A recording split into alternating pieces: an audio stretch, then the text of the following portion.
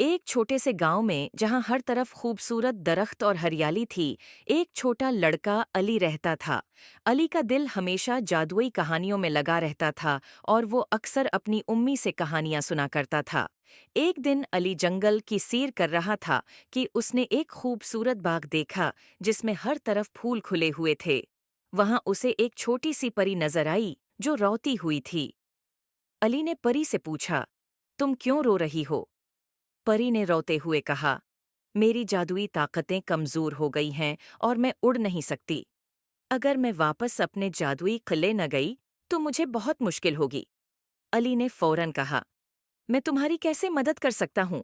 پری نے کہا، میری طاقت ایک طوطے میں قید ہے اور جن نے اس طوطے کو غار میں قید کر رکھا ہے۔ کیا تم اس طوطے کو آزاد کروا کر میری طاقت واپس لا سکتے ہو؟ علی نے ہاں میں سر ہلایا اور اس نے جادوئی جوتے کی مدد سے اڑان بھری اور پری کے بتائے ہوئے راستے پر چلنے لگا۔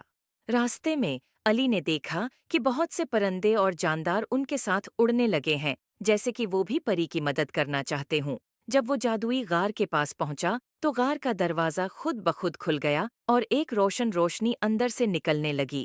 غار کے اندر داخل ہوتے ہی علی نے دیکھا وہاں ایک پنجرے میں ایک طوطا قید ہے۔ علی نے طوطا کا پنجرہ کھولا اور طوطے کو آزاد کر دیا۔ طوطا اڑتے ہی پری بن گیا اور پری کی طاقتیں واپس آ گئیں۔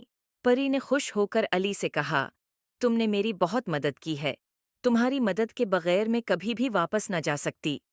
علی نے ہنس کر کہا، یہ میرا فرض تھا۔ پری نے شکریہ کے طور پر اپنے جادوئی پروں سے ایک روشن ستارہ دیا اور کہا، جب بھی تمہیں کسی مشکل میں مدد کی ضرورت ہو، اس ستارے کو اپنے سر پر لگانا اور میں فوراً آ جاؤں گی۔ علی نے شکریہ ادا کیا اور واپس اپنے گاؤں کی طرف اڑان بھر لی۔ جب وہ اپنے گاؤں پہنچا تو اس نے اپنی امی کو سارا قصہ سنایا اور جادوئی ستارہ دکھایا۔ اس کی امی نے فخر سے کہا، تم بہت بہادر ہو علی، امید ہے آپ کو سٹوری